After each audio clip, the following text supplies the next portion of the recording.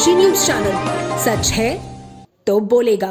वाराणसी के काशी हिंदू विश्वविद्यालय के चिकित्सा विज्ञान संस्थान में एनेस्थीसियोलॉजी विभाग की क्रिटिकल केयर मेडिसिन इकाई तथा Varanasi society of critical care medicine के तत्वावधान में antimicrobials evidence to excellence विषय पर सतत चिकित्सा शिक्षा कार्यक्रम का आयोजन किया गया।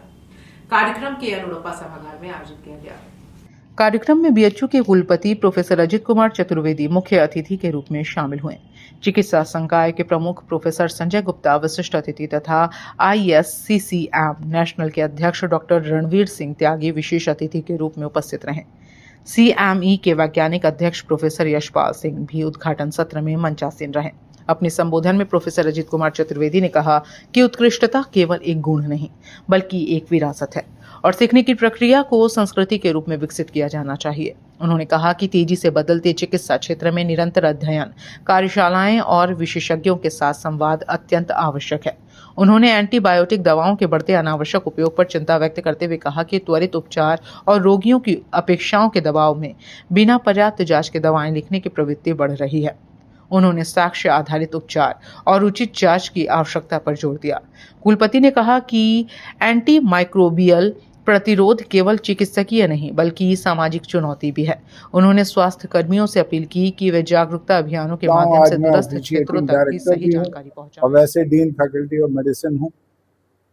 सर, एंटीबायोटिक्स के बढ़ते दुष्प्रचार और दुष्प्रभाव को लेकर के तमाम बातें हो रही है, कैसे देखते हैं सर, क्या करें? बिल्कुल बिल्कुल, देखिए एंटीबायोटिक्स जब आई तो एक बहुत बड़ा वरदान थी, लेकिन यहाँ मेरे ख्याल से क्या हुआ है, समवेयर अलोंग द लाइन जो मेरा ये मानना है कि जो स्पेशलिस्ट डॉक्टर्स हैं, बड़े इंस्टीट्यूट में जो डॉक्टर्स हैं, वो तो ठीक यूज़ कर रहे हैं, लेकिन समवेयर कुछ लोगों में कुछ ऐसा हो गया है कि कोई चीज़ ठीक नहीं हो रही है तो एक एंटीबायोटिक के बजाय दो दे दीजिए, दो के बजाय तीन दे दीजिए। उससे हो क्या रहा है कि अपच हो जा रहा है। जैसे फॉर एग्जांपल, आप कोई गेस्ट आया, आपने उसको मिठाई में रसगुल्ला खिलाया, जलेबी खिलाया, उसके बाद आप मालपुआ भी खिला रहे हैं और हलवा भी खिला रहे हैं, अपच हो जाएगा। So there should be rational use of everything.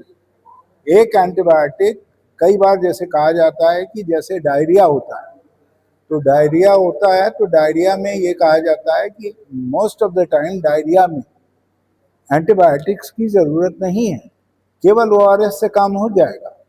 लेकिन एक मिथ बनी है कि नहीं साहब, कुछ ना कुछ एंटीबायोटिक देनी है। तो ये जो आज आयोजन है, ये डिवीजन ऑफ क्रिटिकल केयर कर रहा है, ये प्रोफेसर अरुण राज पांडे को मैं बहुत बधाई देता हूं। पूर्वांचल की खबरों से जुड़े रहने के लिए आज ही सब्सक्राइब करें हमारा YouTube चैनल डनकाशी और हाँ, लेटेस्ट अपडेट्स के लिए बेल आइकन को प्रेस करना ना भूलें।